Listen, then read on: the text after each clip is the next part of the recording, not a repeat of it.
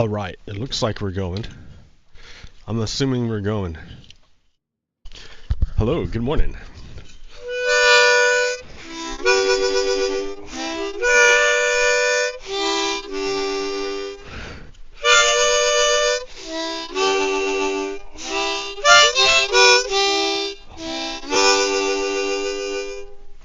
Good morning, it is I, your host, Pogo Kiddo, with yet another episode of Redstone Lapis Lazuli. Hello. Yes, we're still in danger of being overthrown by the fascists. So, back once again. Back once again. This is the beginning of, this is like the sheep farm, the wool farm. I finally got around to making the wool farm. It took about 2 hours. To get everything together. I had to make sure I had enough sheep, and then I had to figure out where I was going to put the sheep. Then I had to make sure like there was room, so I had to move people, move stuff. Then I had to yeah. Then I had to like figure out where they're gonna go and construct the pens, and then yeah, and it was pretty easy. This part is simple, like. Well, simple.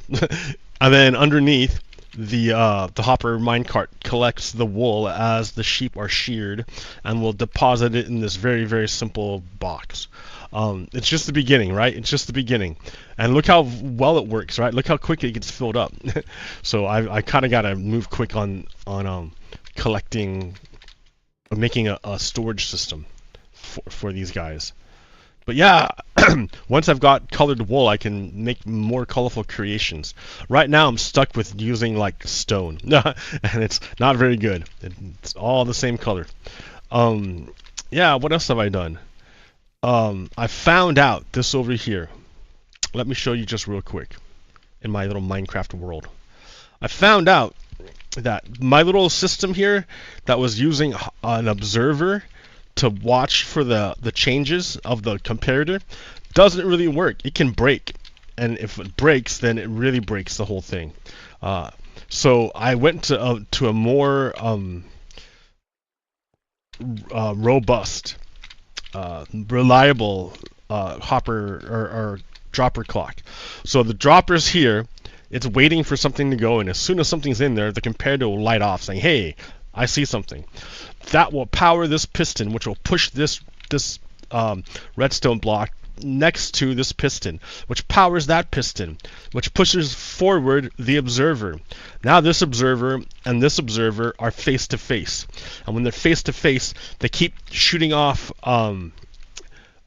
signals out the backsides, and that will constantly power this block, which will power this dropper and shoot out whatever's in here. Here, let's observe. Let me just show you. And it's a lot more robust because the comparator will be lit up.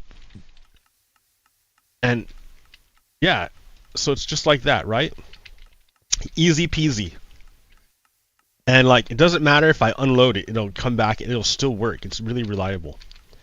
And this is all going into a pool of lava right underneath. So it's slightly redesigned. When I did the lava, I had a lava mishap, and I started a fire. And yeah, unfortunately, one of the guys died. So that means I have 29 villagers. 29 villagers is not 30 villagers. You need 30 villagers if you want 3 iron golems to spawn at once. However, I'm not that concerned about it. I think I have enough iron for now. I have enough iron, so it's okay. Alright, there's my Minecraft stuff, right? I didn't really play a lot of Minecraft this week. I've been doing other stuff. But it looks beautiful, right? Check it out. The putt crews made a little bit of changes here. And they added this wall. This handy dandy wall. I don't know why, but there it is, the wall with the gravel on the end. So you know that they're serious.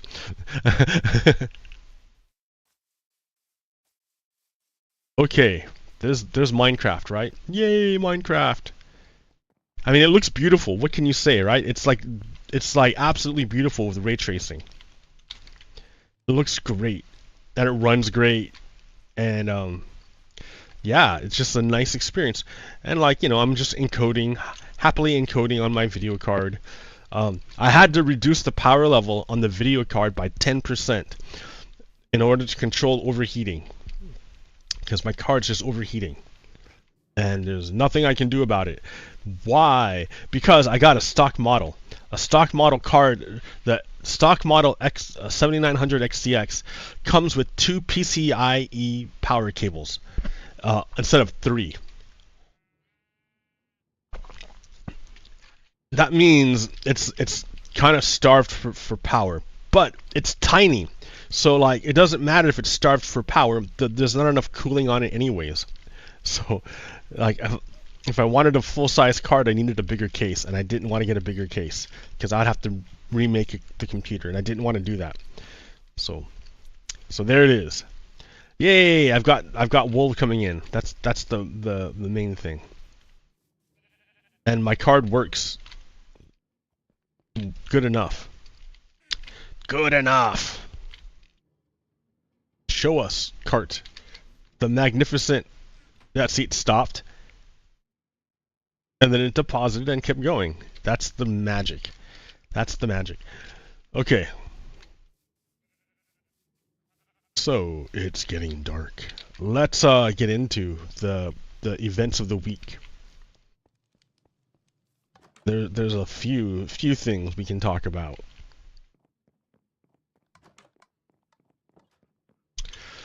There's a few things I can talk about. Let's see.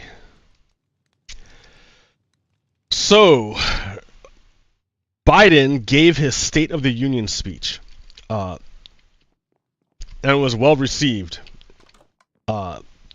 The Republicans were not happy, but they're never happy because they're fascists. They're literally fascists. Republicans are literally fascists. So no, they weren't happy with it because, you know, Joe Biden is generally standing up for democracy. He's not perfect. In fact, he's made a really, really bad foreign policy decision with regards to Israel. Joe Biden continues to support unconditionally the genocide being perpetrated by Israel, and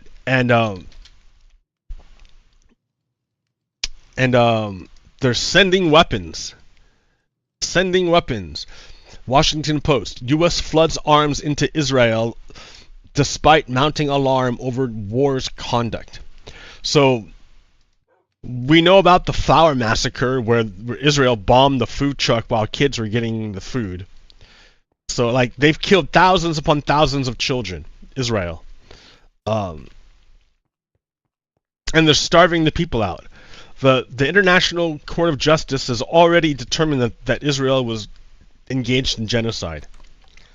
The United States, in response to the International Court of Justice finding that Israel is committing genocide, the United States decided to cut funding to the agency that was delivering aid to the people of Gaza, because the United States wants to join Israel in committing genocide under Joe Biden. So it's not a mistake. It's not an accident. Joe Biden is firmly committed to the genocide of the Gazan people. There's no other way around it. Now, during his State of the Union speech, Joe Biden said, like, we're going to build a port, a temporary port into Gaza, so we can deliver aid that way. Because, you know, at first, the Americans tried to airdrop supplies into Gaza, but some of the parachutes didn't deploy. So those big heavy ass crates landed on people waiting on the ground and killed them. So the United States is killing people with food bombs.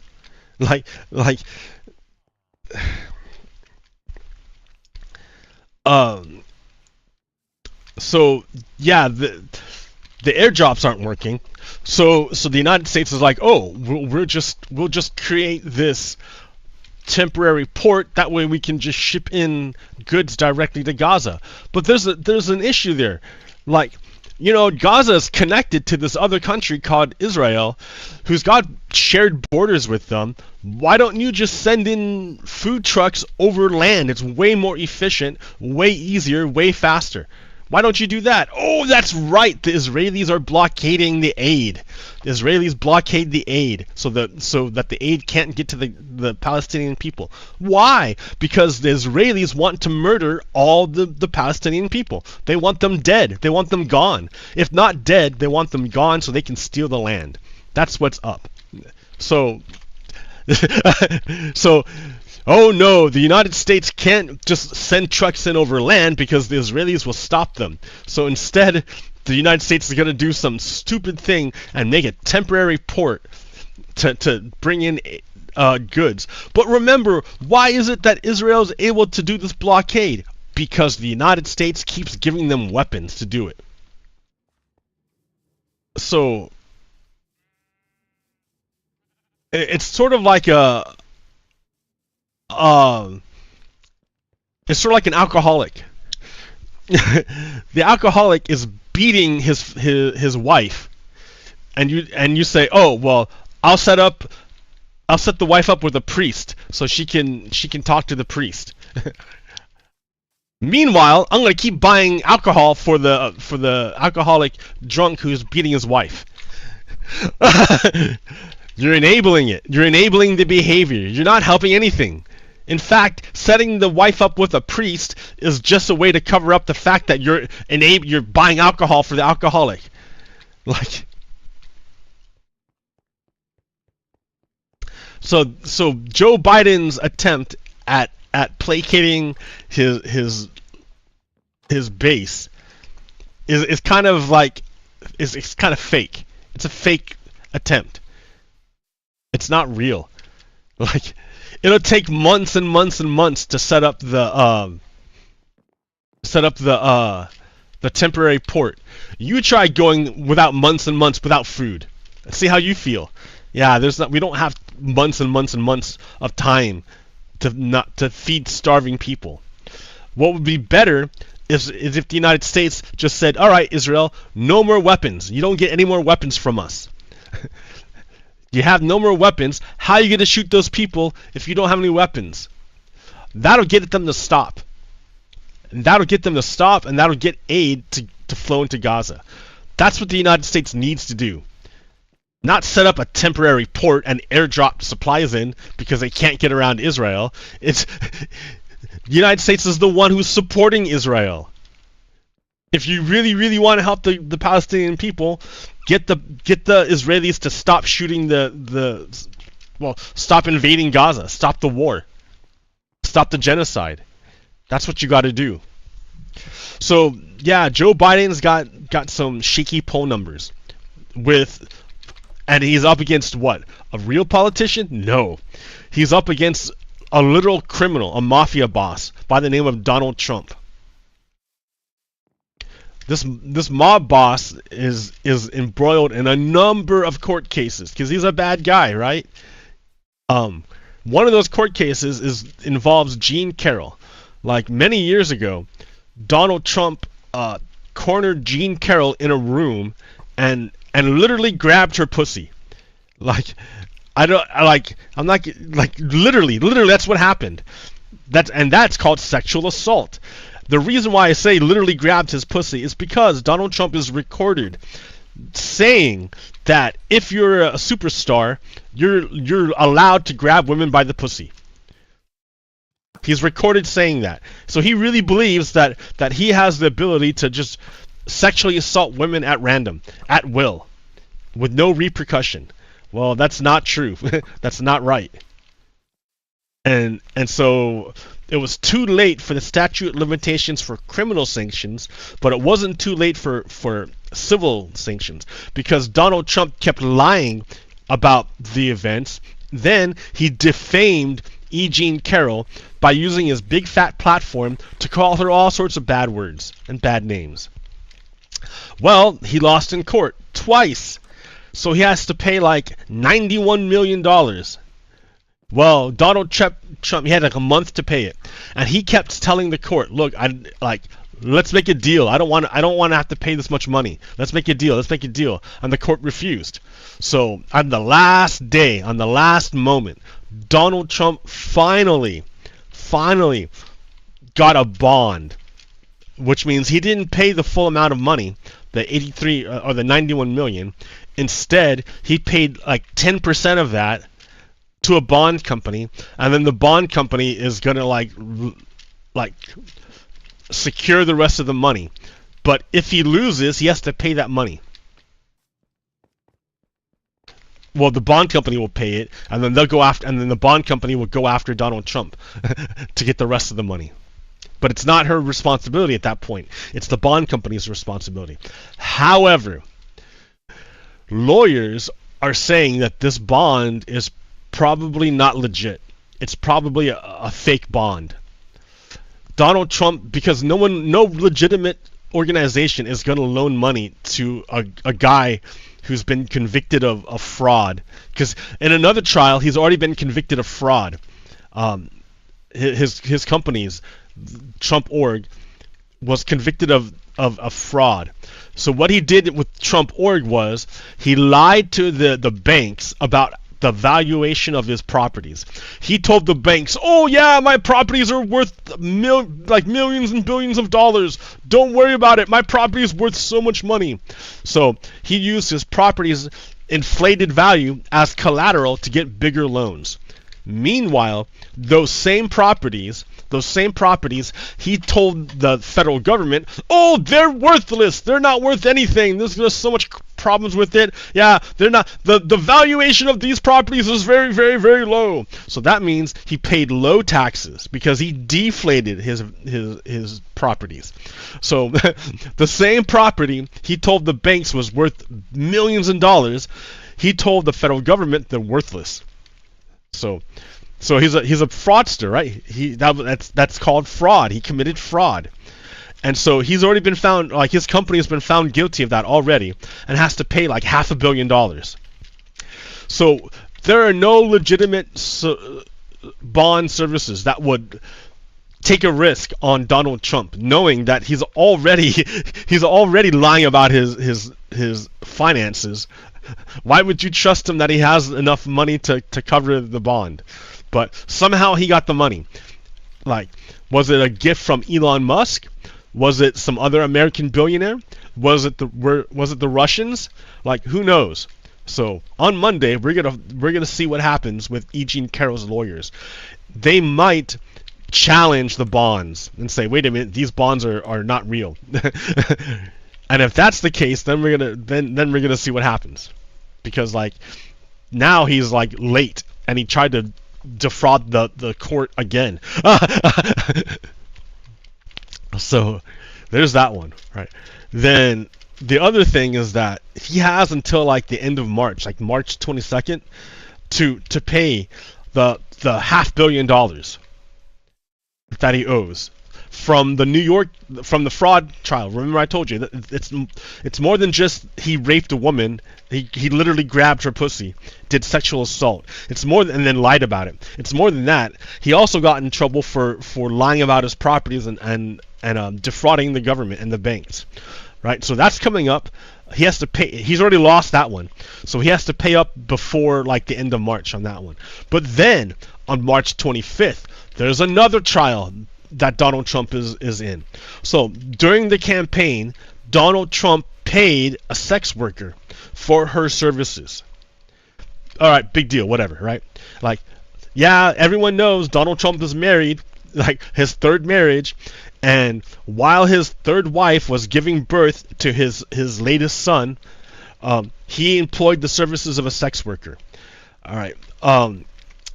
That's whatever, right? If you, yeah, bad character on Donald Trump's part, I agree, yes. But Republicans seem to love that kind of thing. So Donald Trump paid a sex worker for her services when he was married with his wife. That's not the bad part. The bad part is Donald Trump used campaign funds to pay the sex worker, so that she wouldn't tell anybody else that she and Donald Trump had a transaction. That was the point. So the bad part isn't that Donald Trump paid a sex worker for her services. The bad part is that Donald Trump used campaign funds to keep up that part quiet. Campaign funds are only to be spent on the campaign. They're not his personal slush fund. They're not his personal piggy bank. He's not allowed to do that. That's fraud. And it's serious fraud, because the American people ought to know that Donald Trump employed a sex worker. Because that speaks to his character, right? I mean, we already know he's a rapist, but he also like, while married. Well, I mean, sex workers are fine, right? They're just work. They're just workers. It's whatever.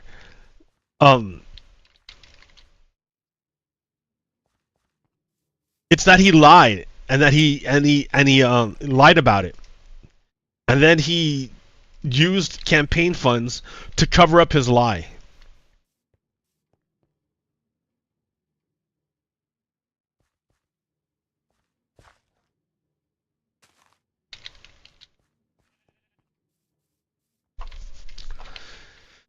So that trial is a criminal trial. It's not like the other two trials before, which were civil trials, which involve only money.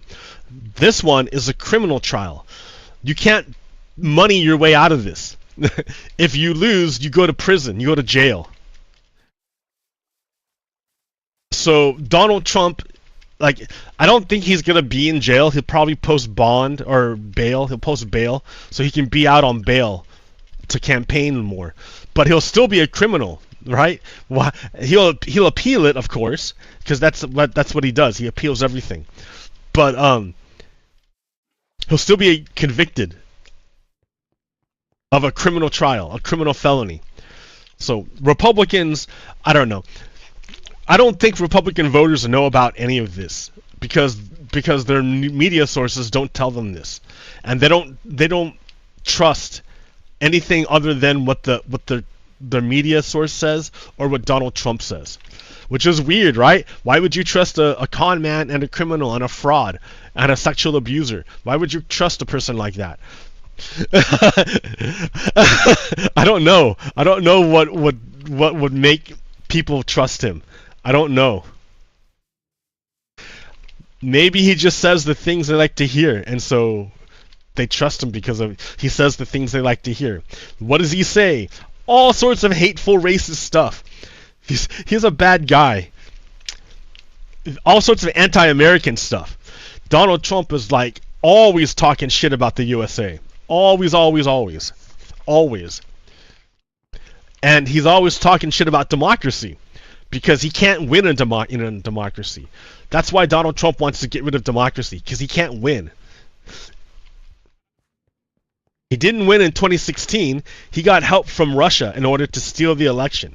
Remember how that went down? Do you remember? Do you remember how 2016 went down?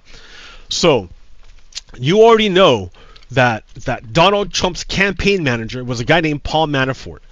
Paul Manafort was working for the Russian puppet in Ukraine. And then in 2014, I think. No, maybe not 2014. Anyways, he was working for the Russian puppet in Ukraine when the Ukrainians had a revolution, and they kicked out the Russian puppet, Yanukovych, or something like that. And then Paul Manafort was working for this guy, but the Russian puppet got kicked out of office by the revolution, and he fled back to Moscow. Well, Paul Manafort is in debt to the Russian oligarchs. So he needed to, and he just lost his job because the dude, the Russian puppet fled back to Russia. So Paul Manafort was like, great, I need to do something in order to get, I mean, we know this because we have like the emails. So Paul Manafort's like, oh, I need to get money because it's not good to owe a Russian oligarch $17 million and be in debt. So Paul Manafort's like, I need to find a way to be whole, to be okay with this Russian oligarch so he doesn't murder me. So Paul Manafort then flew to the United States and worked as Donald Trump's campaign manager, and he didn't get paid. Well, what kind of compensation is he getting if he's not getting paid? Well, he's making sure a Russian oligarch doesn't kill him. So what did Paul Manafort, once he became the campaign chair for manager for Donald Trump's campaign, he changed the Republican platform that dealt with Russian sanctions. He took that part out so that the Republicans no longer supported the Russian sanctions, the sanctions on Russia, which is one of the things that the Russians wanted. They wanted the sanctions off of the oligarchs, the Russian oligarchs. The other thing that Paul Manafort did was he fed information to the Russians. Like, you got to think, before the age of satellites and before this GPS, right? Before GPS, think World War II. Right. How are you going to know where to bomb? How do you know where to bomb? Like, it's enemy territory. You're not there. You can't just have a guy walk around and take notes to figure out where everything is. Like, you don't know. So you have to fly spy planes over the land so you can identify, well, what are the targets? And then you have to come back, not get shot down, give that information to the rest of your guys. Then the bombers can go and drop bombs on the parts that you've identified. And that's how you do it, right? If you didn't identify where to drop bombs, the bombers could fly over and drop bombs randomly and that hit nothing. That hit like empty fields and residential areas instead of the factory that's producing and the military base. You know, you don't want to hit residential areas. You don't want to hit empty fields. You want to hit targets that matter, because then it's significant. Then it damages your opponent. It's the same thing with the election, right? So the Russians had no idea about the voting demographics or anything of the United States. Like, how are they going to get that information? They can't just walk in and make it themselves. They can't do that. So because it's really detailed information, down to the precinct, down to the neighborhood even. So what happened was Paul Manafort worked with the Republican Party to get all this detailed polling information right down to the last minute before the election happened, so that you had a snapshot, a wonderful snapshot of the entire country. Because, you know, the Republican polling, you know, operations pretty legit.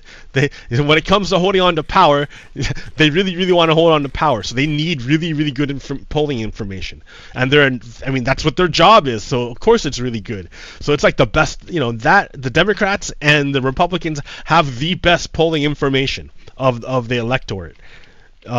So Paul Manafort worked with the Republican Party to get a copy of the Republican polling data. It was on a hard drive, and Paul Manafort met with a Russian guy named Konstantin Klimnik, and they made an exchange. Paul Manafort gave this Russian guy the hard drive filled with voter information, and then Konstantin Klimnik returned back to Russia, gave that information to Putin, who then gave it to his KGB type people, his hackers. And his hackers knew exactly what district they needed to attack in order to get the outcome they wanted. Because remember, 2016, Donald Trump lost the popular vote. Most people in the United States wanted Hillary Clinton. She got the absolute most number of votes. The only reason why Donald Trump won was because he won the Electoral College votes. And the only reason why he won the Electoral College votes was because 3 districts, just three, happened to flip in the other direction. Just 3 of them. And those 3 districts were the targets of the Russian information campaign and hacking campaign. Those 3 districts were flooded with misinformation and demoralizing information like through social media, through telephones, through advertisements, through whatever, any way they can, through Facebook, big time through Facebook. Any way they could change the behavior of the Americans. The Russians did, and they knew exactly where to do it because Paul Manafort gave them the exact information. It's like giving the Allies a super detailed map of Germany before they start their bombing campaign. It's like the same thing. It's literally war, right? Do you see how this is war? It's a different kind of war. It's an information war. They didn't drop literal bombs. They dropped misinformation bombs. They knew where to do like their operations at. Like it would have been useless had the Russians did their operation in California. It would have been useless. They needed that information, that map, to know exactly where to concentrate their disinformation. And that's what Paul Manafort did. So Donald Trump did not win the 2016 elections. He had help from the Russians to steal it. So Donald Trump has never ever actually won the election. He lost in 2016, he lost in 2020, and then tried to overthrow the country to hold on to power. And he's going to lose in 2024. The problem is that, again, he's going to try to overthrow the country. He won't accept the results. We already know this. This is easy to figure out, you know. He's going to say that the election was rigged and that it's not valid and that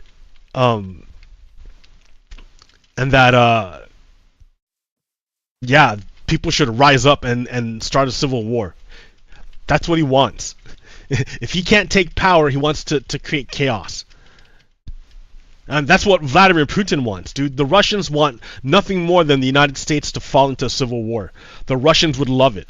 Because when you're in a civil war, you can't really act internationally. It's a lot more difficult to act internationally when you're involved in a civil war. Like, it destroys you. The only people that get killed are Americans. Like, why would you want a civil war? Unless you're an enemy of the United States.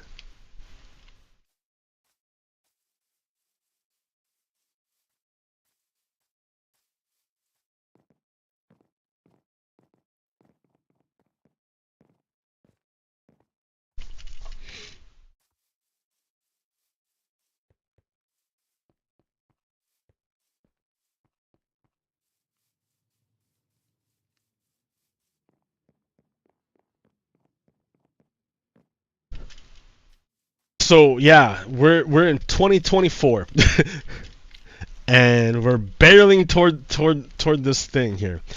The federal government, all the federal trials for Donald Trump are all seized up because either Donald Trump has a friendly judge, as in the case with Florida, or Donald Trump has delayed the case to the point that it's with the Supreme Court, which is a friendly court for Donald Trump, because he appointed 3 of the 9 justices himself, and the other Republican justices are of questionable integrity.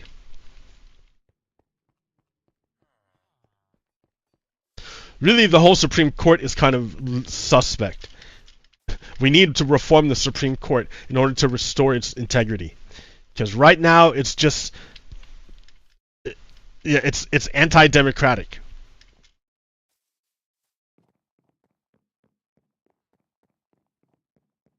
It doesn't have any checks on it. Alright. So that's the general state of the United States. So Joe Biden is ditching his left flank voters, his base voters, because a lot of people on the left are pretty upset about the behavior of the United States internationally. And that's Joe Biden, right? A lot of people on the left are not happy with Joe Biden's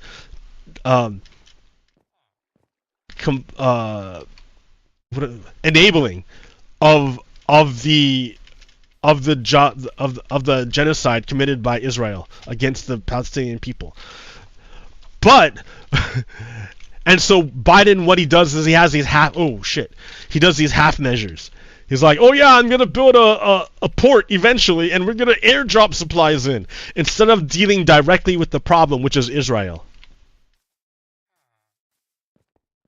In the meantime, he's putting out messages to Haley voters. Nikki Haley dropped out of the primaries. She was the only opponent that to face Donald Trump, and she dropped out of the primaries. But the thing about the Haley campaign is that she revealed that there's at least a third of the Republican voters who are never Trumpers. They would never ever vote for, like, they'll vote for Nikki Haley, but they will never vote for Donald Trump. They will vote for Joe Biden before they vote for Donald Trump. There's a lot of them. There's at least a third of them. Here, listen. Anything but Trump. That was your priority. That's my priority. Is that the biggest reason you supported Nikki Haley? Yeah, I'd say. Because of Donald Trump? Yes. Yeah. I would vote for Joe Biden over Donald Trump in a heartbeat. Republican, I am. What do you do when that event, if he is the nominee and it's he and Joe Biden? What do you do? I vote for Joe Biden. Why Nikki Haley? I think Donald Trump is a threat to the well-being of our country. If she drops out, would you be disappointed if she endorsed Trump? If she does, I'll vote Democrat. No. That's all there is to it. It's important to me to keep Trump out of office again. Project 2025, I've read it, I've studied it, it's scary, it's frightening. I've lived in a constitutional democracy all my life. I want to remain that way, and I want my grandchildren to grow up in one, not a dictatorship. And I'm curious, over the last two elections, have you voted Trump in the past? Was it something where you voted for him, you trusted him, and you were disappointed? Yes, I voted for him in 2016. I am a registered Republican, and I regretted that vote almost immediately. So Donald Trump doesn't look like he can win in 2024 legitimately. He can't do it. He can't do it.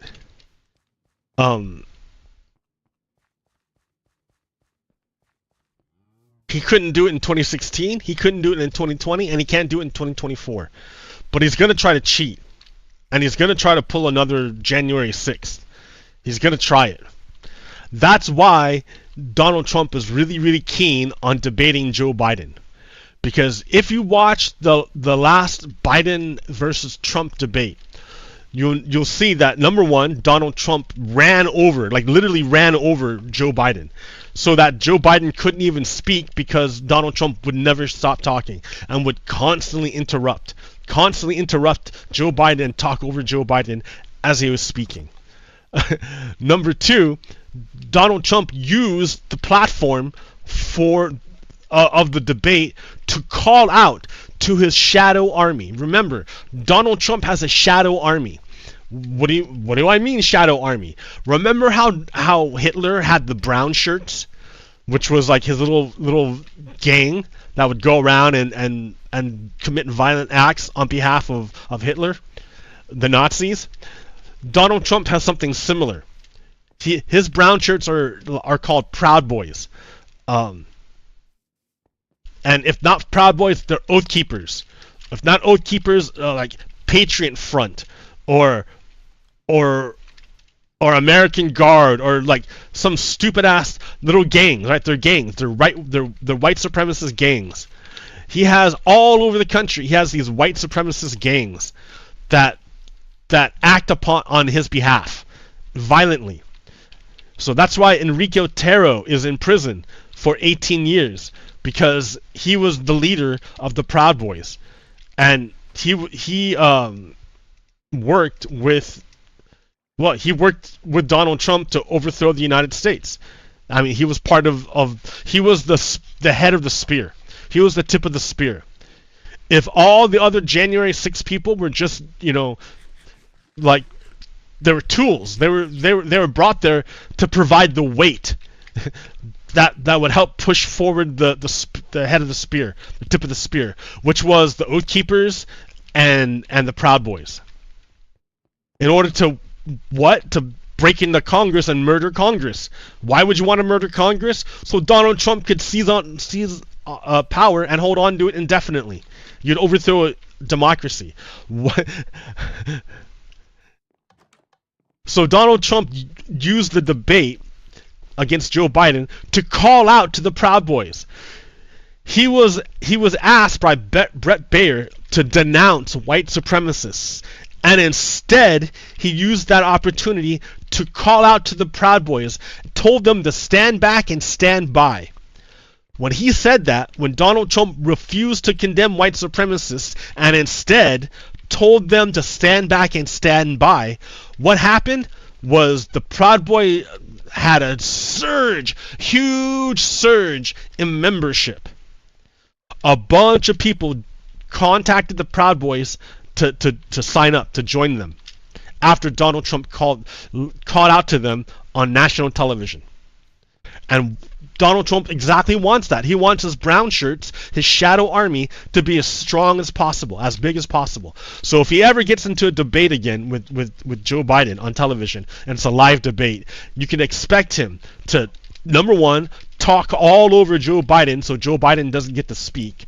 Number two, call out to his shadow army, to organize his shadow army again to get another January 6th event. Now remember what happened in the year 2000. What happened in the year 2000? That was like the prototype of everything that's happening now. So in the year 2000, like, that's the thing. We haven't been able to get solid two terms of Democrats of Democratic presidents in a row. We haven't been able to do it. It's always punctuated by a flip-flop in the parties. Okay, so you had Carter, Democrat, Reagan, Republican, Bush, Republican, but only one term. H.W. Bush. Then it was Clinton. Clinton, it was amazing, right? The economy was doing amazing in the 90s. You don't even understand how good it was. I don't even know how good it was back in the 90s. And I lived in it.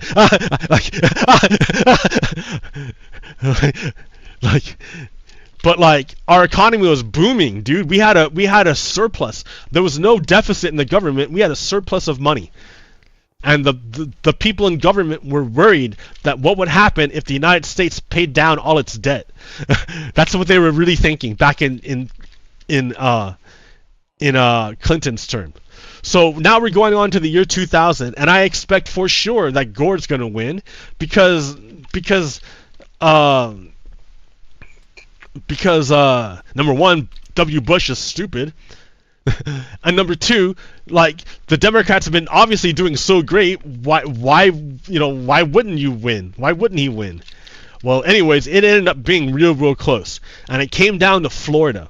Who's the governor of Florida? Jeb Bush, the brother of W. Bush, the guy running for president. And there's problems in Florida.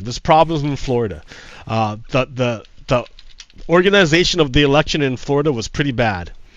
And so now they're doing recounts, and there's one particular county that they're doing recounts on, Miami-Dade, Florida, which is gonna tend to be a winner for Gore, because it tends to be a little more Democratic than say northern Florida. So the recount is happening, right? And this recount, if it finishes, is going to give Florida to Al Gore, and Al Gore is going to become the president. So before that could happen, before they could finish the recount, a guy named Roger Stone got a bunch of his friends to literally start a riot at the counting station where they were counting the votes. And because of the violence, it scared the election workers so that they went home, because they didn't want to stay there because there was literally a violent riot outside their office trying to break into the office, while they're counting the votes.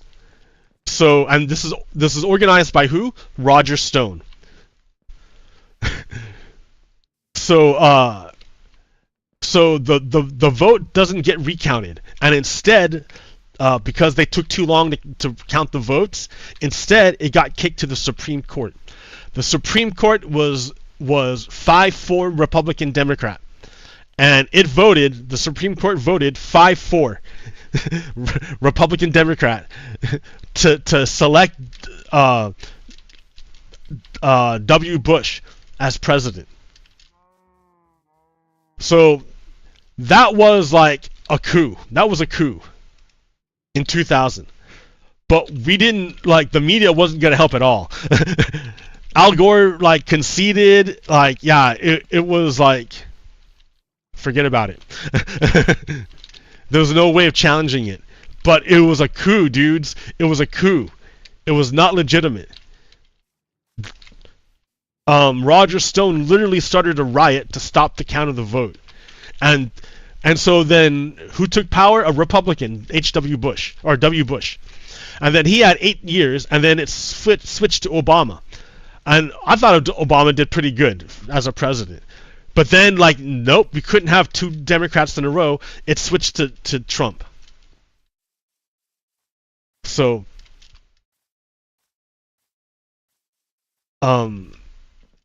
yeah, we've never had, like, straight Democratic presidents, two Democratic presidents in a row.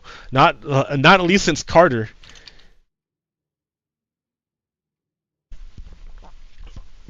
That's a long time. That's like a generation. Or 2, even.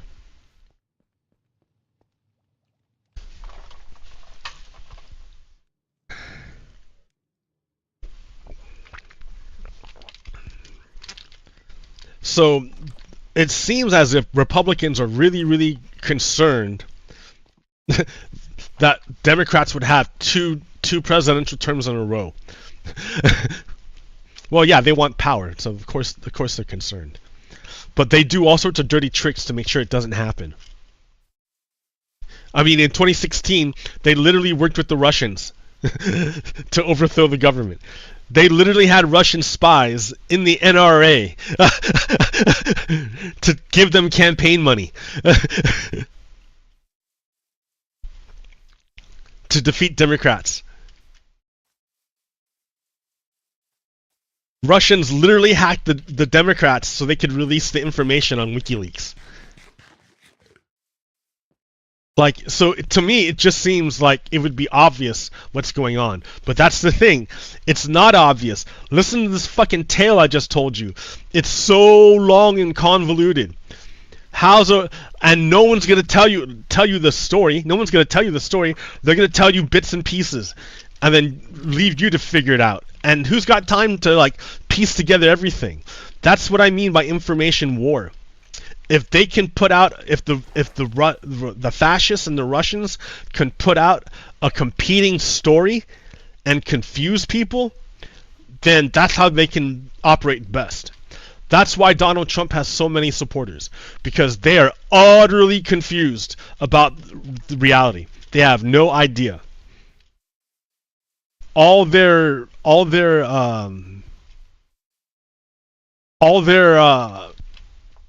news sources are propaganda.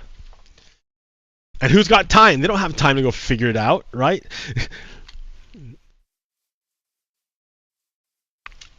It's tough. It's Then you got TikTok videos. I don't even know, right? I never got on TikTok. I never got on there. I was like, nope, not doing it. And now the Chinese are using it to propagandize the Americans, the American youth, and they're totally just all into it. It's wild, man. It's information war. It's another level of warfare. You know, and here's where I figured it out, or not figured it out. This is what helped me visualize it. So I've been, like, kind of playing this game called Civilization 6. And in this game, one of the dimensions of the game is the religious dimension. Like, there's all sorts of branches that your civilization can study. And one of the branches is, like, leads down to eventually it's like mysticism and astrology and and monotheism, like whatever. It eventually comes down to like founding a religion. But other civilizations also go down that path, and they too find a religion, found their own religion. So now your religions are competing. Like some people are very particular about their religion and can't tolerate the other religion. So like, yeah. So there's all sorts of bad things that happen. But literally, you can completely ignore this facet of the game and say, whatever religion, I don't care. I'm not even paying attention to you. You can totally ignore it. Or you can actually pay attention to it. And then you realize, oh man, all sorts of stuff is going on this other level. And then there's just different levels of the game. Like different places that you can conduct warfare. Not just the material realm with kinetic weapons, like with the sword plunging into the other guy. Not just that. You could also send spies for espionage. You can compete on the scientific level. You can compete on the cultural level. All sorts of different, on the religious level. All sorts of different levels. And I'm like, wow, that's pretty trippy, because that's what's happening right now in the United States. Like, there's this information level that the Russians have weaponized, and they're the first to weaponize it, and they're using it to confuse Americans, to get them to give up on the idea of truth, because once Americans have given up on the idea of truth, then it's easy to manipulate them.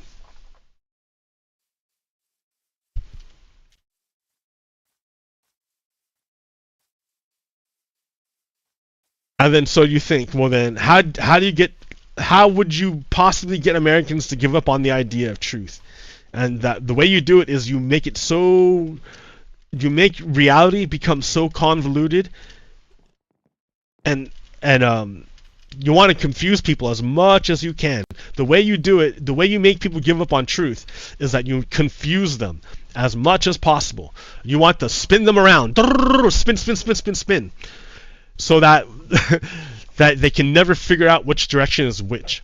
That's what you do. That's how you do it. That's literally, not literally, but metaphorically, that's how you do it. So how would you do that? Like then, how practically, how would you spin someone around so much that they got too confused and they can't figure out which way to go? Because after a while, they give up on the idea that there's anything real to begin with.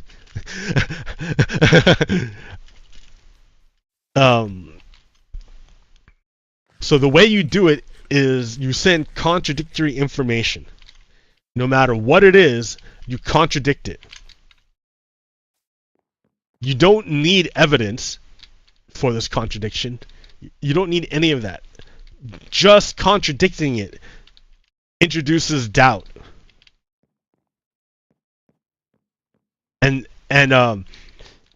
if you keep doing it, no matter what it is, always offering a contradictory frame, and challenging, and always challenging the actual frame, the truthful frame,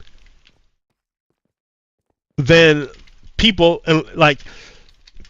who don't have time to figure out which one is telling the truth and which one is lying, they're gonna like either believe the one who's lying and then stop there, or they're gonna become so confused as to like not even bother, not even care.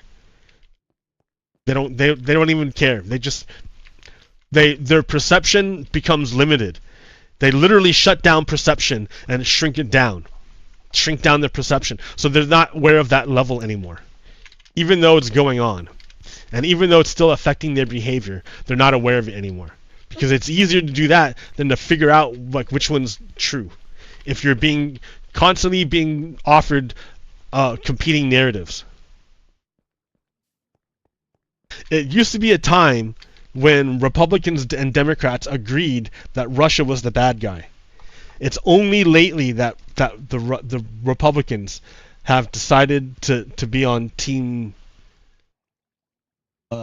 Russia. Man, I am talking a lot. I apologize. Well, no, I don't. That's the whole point. Let me show you some more stuff. So remember how I was talking about Nikki Haley and the Never Trumpers? Another interesting thing. Now, before I show this one, now it's a bit long, but okay.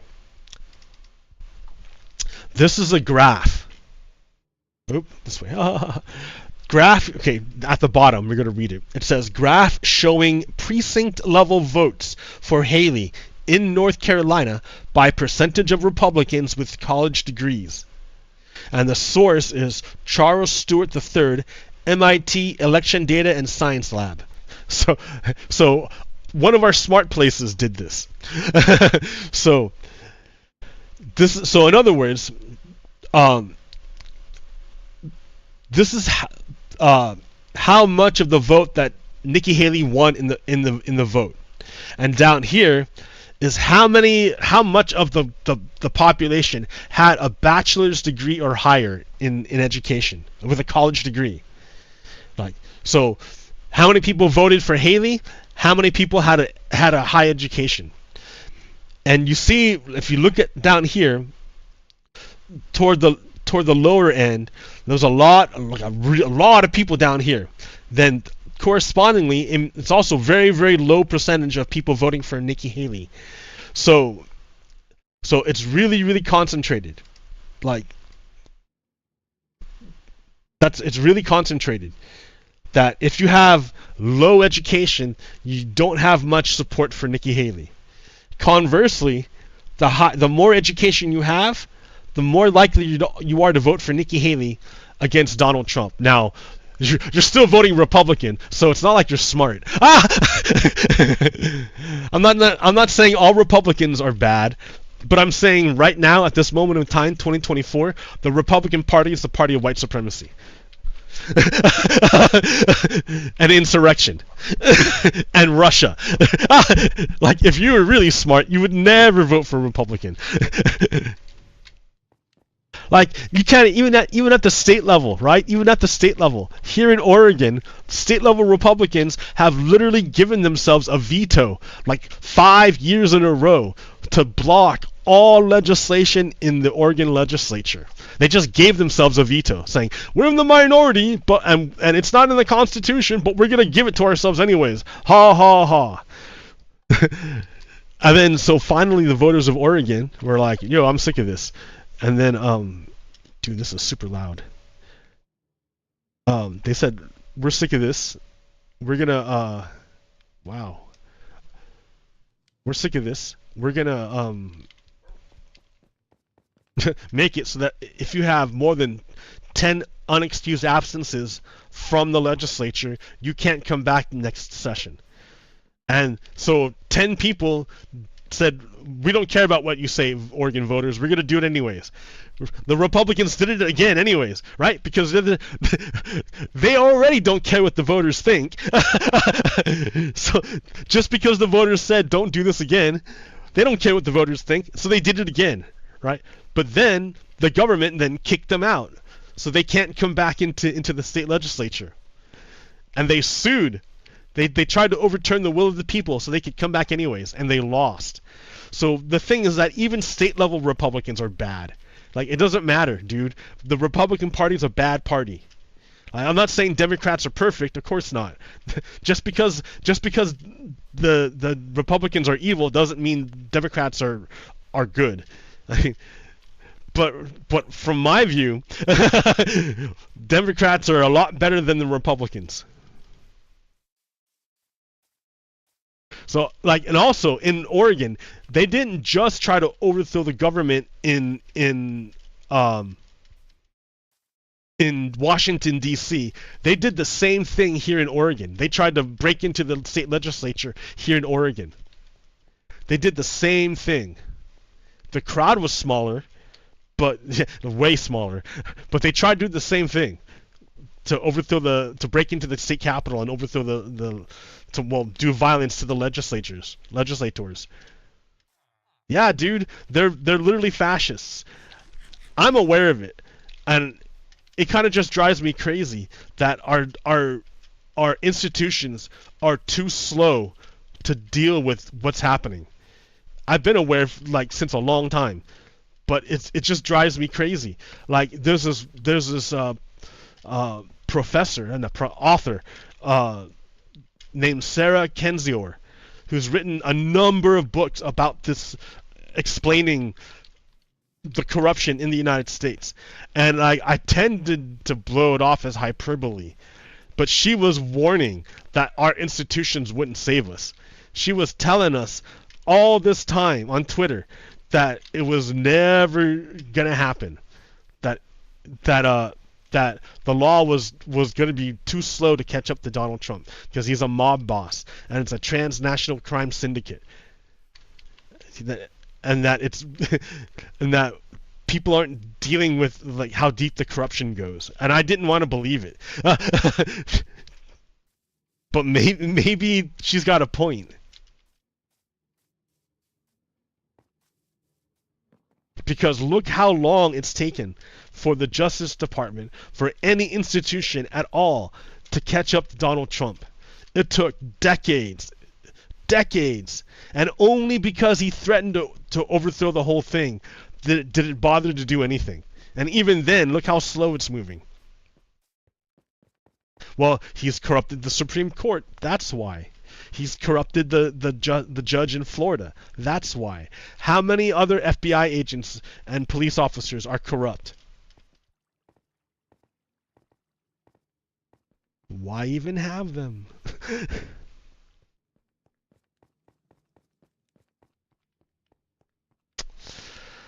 Anyways, that's not to say that people with a low amount of education are bad or stupid. It's not saying that at all, dude. I'm not saying that at all. Because it's not your choice. It's not necessarily up to you whether or not you're a kid, right? It's not up to you if you get a good education or not. It's up to your society and up to your parents. Like having no or little education is an economic bad, like detriment. It will stunt your economic growth if you don't have an education.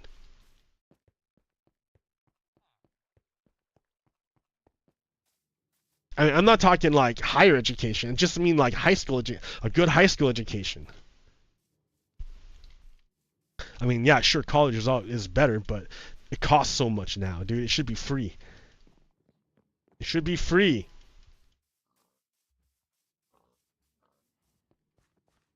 All right. So, I need to keep going here. What else do I got? But yeah, but the thing that it shows you is that people with less education are more susceptible to being tricked by a con man. Donald Trump is a con man. That's what I'm telling you. I'm not saying educated people are perfect or that they can't be tricked, but they're less likely to be tricked. I mean, there are smart people who are, well, I don't know. How smart can you be if you're on Team Trump? Well, there's evil smart, right? Yeah, there's a bunch of evil smart people on Team Trump, but they're evil. I got a buzz.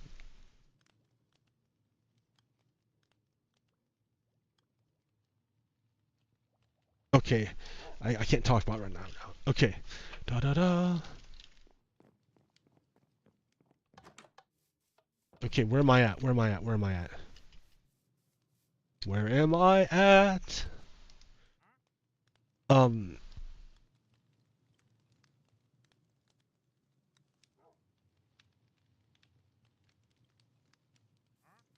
Yeah, there are bad cops.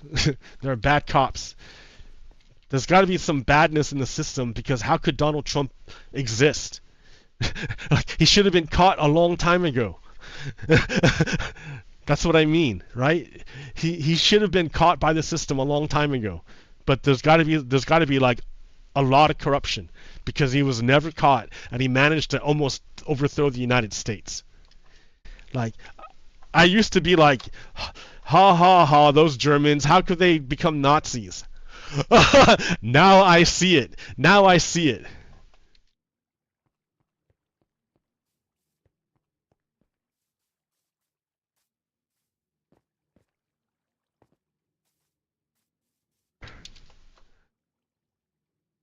All right, what else we got here?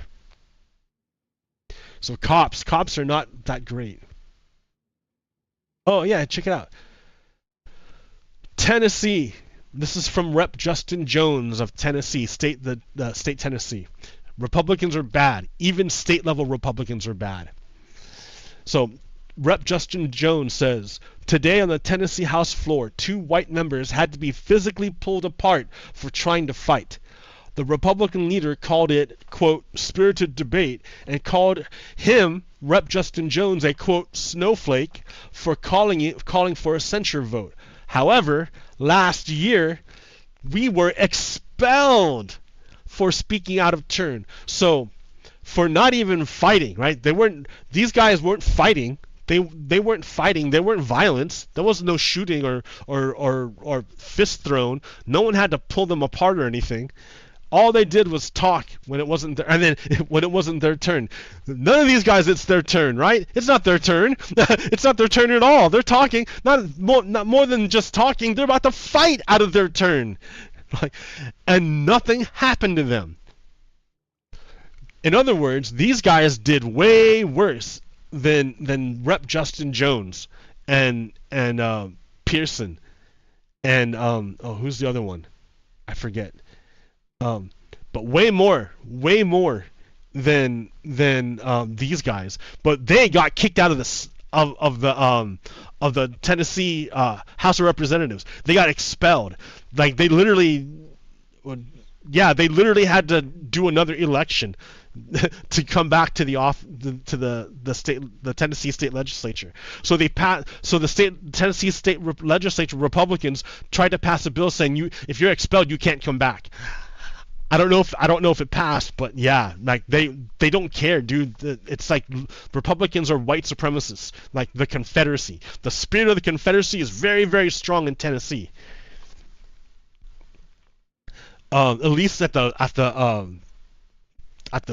state level. So that's what I mean. Like multiple levels here.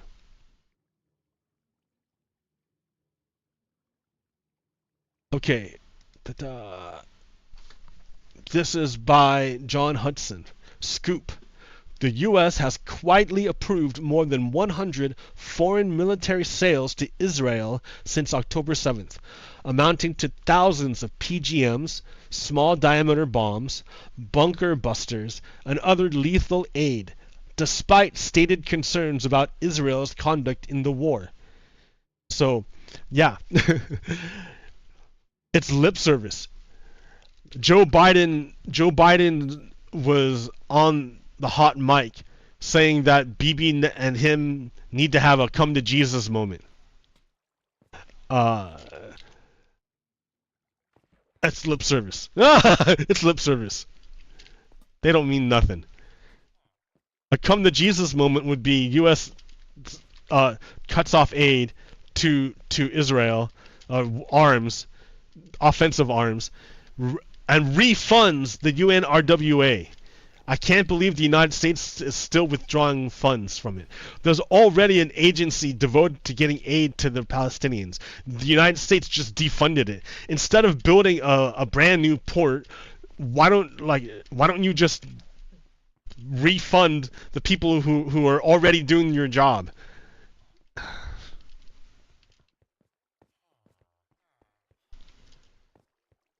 Yar.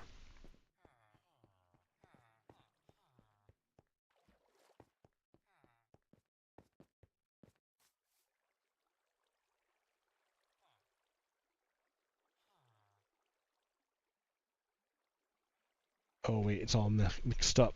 No, it's all mixed up. It's all mixed up. Everything's mixed up now. I should have set it up before, and I forgot. Yeah, this time change is happy time change day. You know what? I don't like it. It needs to stay standard time all the time. Okay, I forgot to do this last time. Next Benedict should still be alive. Yes. So we know what happened here, right? Next Benedict is a student. They're a kid. They're a kid. They're a kid. And they were in a bathroom, and I guess there was a fight. And then after the fight, well, yeah, I guess kids ganged up on Next Benedict and like beat him up, beat her up, beat them up, beat them up. And the school expelled Next Benedict for what happened. Or got him in trouble, got them in trouble. So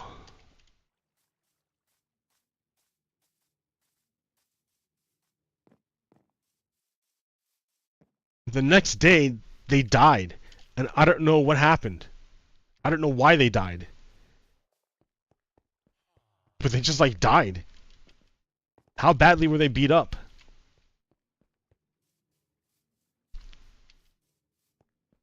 Remember,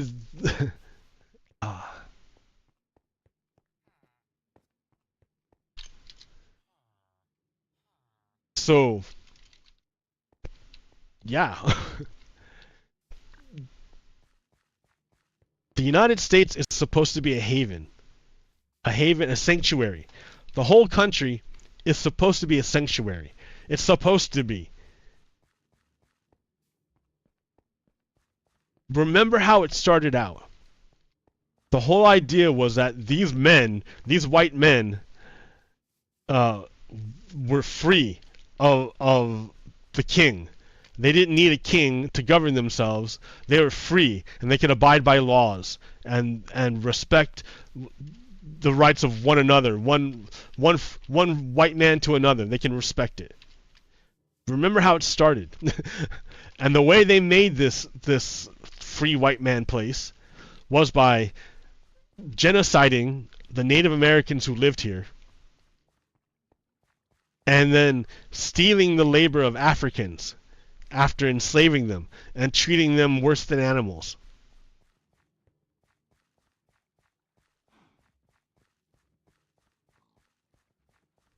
So that's how it started. But the design is it was a fire. It was a fire. They lit a fire. They said, we can do this because we have reason. They couldn't say before, the people who had power, they said we have power because God. Like all the time before, it's like we have power because God. Except maybe the Greeks, the ancient Greeks, when they had their democracies.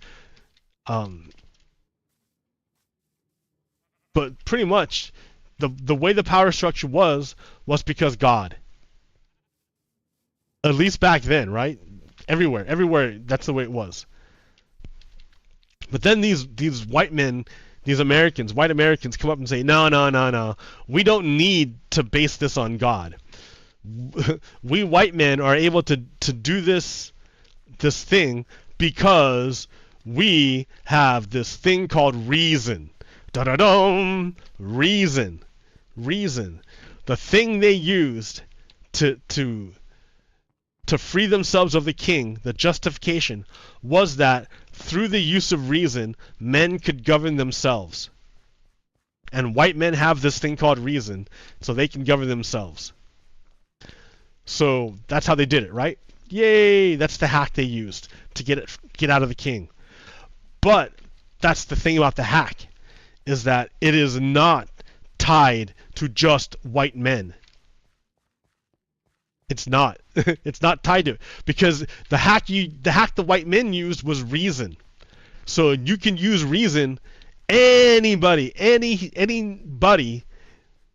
who's got the ability to use reason can get themselves free of the king. Of the king, of the despot, of the whatever. Because the natural order, the way quote quote God wants us to be, is to be free.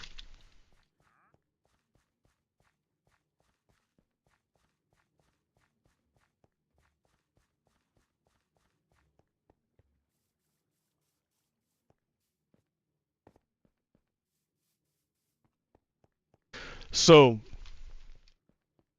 even though the white man only intended on using this tool, this hack, for himself, by nature, it has to be used on all human beings. So you can't take it away from other humans.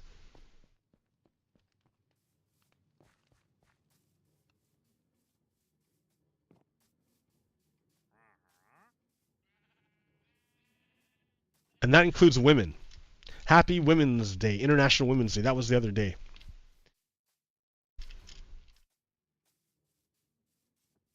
Oh, that Alabama senator or was she senator or is she a congresswoman? She gave the response to the State of the Union speech by Joe Biden, and in this speech, she said that she was raped and tried to make it sound like it was because of something that Joe Biden did. When actually, she got raped like 20 years ago during George W. Bush's term.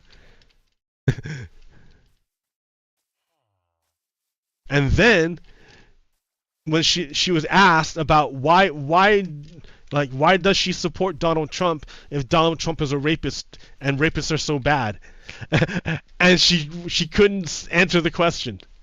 She couldn't answer.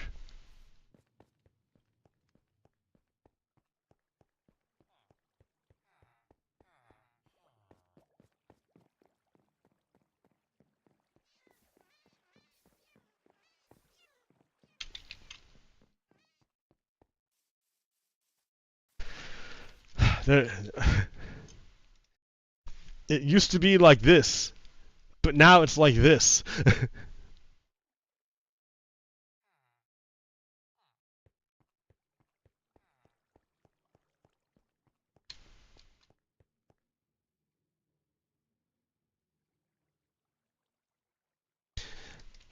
We have to make this place is a sanctuary for everyone. The white men came here as a way of getting away from the king. So, and they were given sanctuary. Everyone else gets that same thing.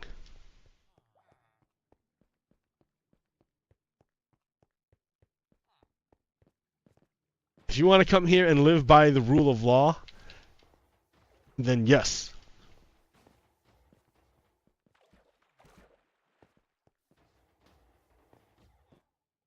So, there should be a path to citizenship for dreamers. Of course.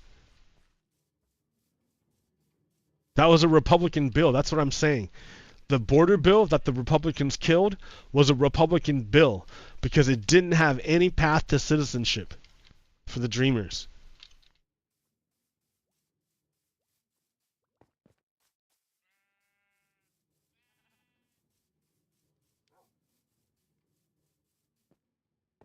And they killed their own bill because Donald Trump ordered them to. He's not even elected, Donald Trump, and yet they follow his commands.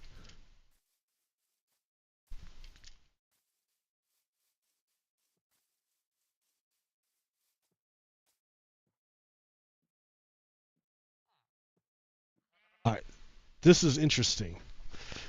this is a breakdown of the budget in general of the federal government. And you're going to notice something really interesting. This blue part here is the income. This is from USA Facts aggregate of data from the from the Office of Management and Budget, Census Bureau, Department of the Treasury, and Bureau of Economic Analysis. Federal budget fiscal year 2023. So total revenue was $4.47 trillion. So about 2.1 trillion came from individual income taxes. 1.6 came from payroll taxes. Like, is that right? 419 billion came from corporate income tax. That means Donald Trump is liable for more money than the all American corporations paid in taxes. That doesn't seem right. It doesn't seem right that corporations are not paying very much in taxes. That's kind of incredible. All right, customs and duties, sales and excises, others, and so we have this deficit of $1.7 trillion that had to be. How do you make up that deficit? You sell T-bonds or T-bills, Treasury bills. Like IOU, like. Give me like $1 trillion today or $1 billion today, and I'll pay you $1 trillion and like $1.1 trillion in 20 years or 5 years or whatever. And that's the deal. That's how you do it. So the total spending, we got Social Security, 1.35 trillion, not that much.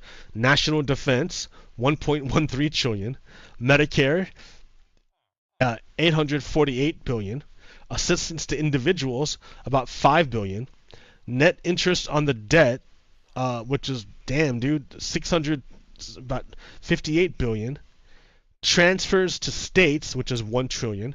And I don't know what other spending is, but that's like almost 600 billion.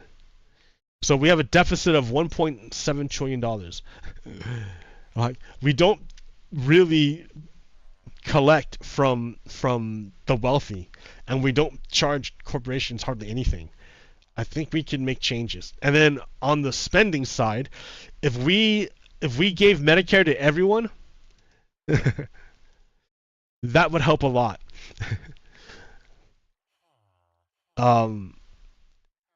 And I think we should pay more out in Social Security. And lower the age to collect Social Security. Lower it, not increase it, lower it. All right. Go USA.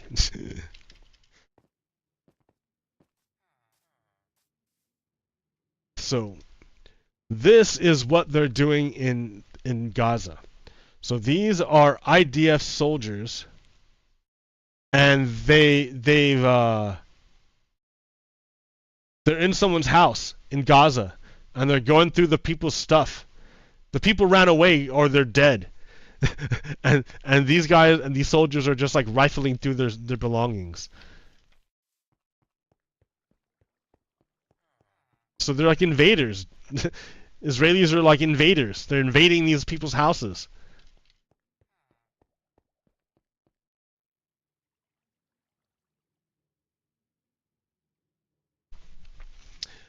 This is by William Beckler.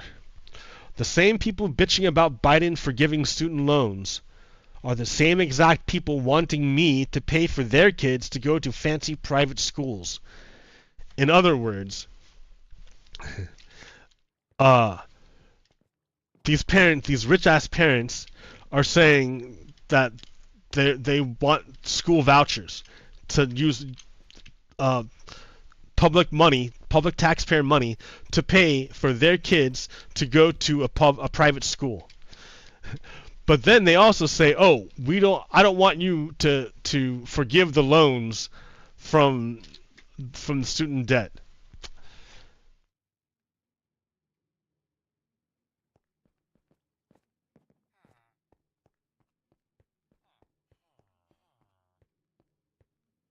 Hypocrisy. Hypocrisy. Alright. We're gonna see what happens on Monday. If Jean Carroll challenges the bond offered by Donald Trump, then we still have the $500 million on March 22nd.